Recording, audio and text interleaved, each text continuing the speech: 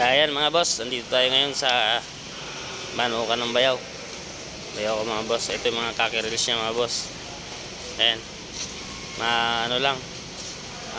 Tag-ulan kasi ngayon, kaya ganyan. Putik yung mga balahibo. Ayan, pero mga goods na goods siya mga boss.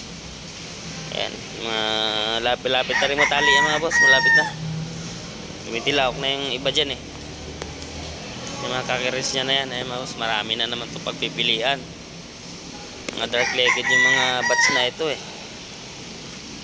Dark legged yung palabas niya na yan eh. Ayan o. Marami-rami rin ito mga boss. Yung mga binatanan niya, nakatali na. Ito mga binatilyo. Ayan. Hindi pa nakatali. Mga ano na rin to, siguro around to 6 months o 5 months. Doon sa ikabats ng talisay. Siguro edad na ito.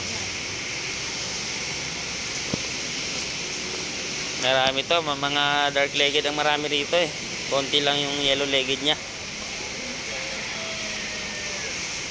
Ayan o. Mga basa. Maputik. Maputik ang ano nga boss, ang balahibo. Hindi malinis. Malilinis na lang yan pagka naitali siguro yan o kaya tag-araw. Yan. Kita mo naman mga boss. Ito naman yung mga babae ganun din, maputik din mga inahin niya mga boss. Kinokondisyon na yan eh. Dahil isasalang na naman niya yan mga boss eh.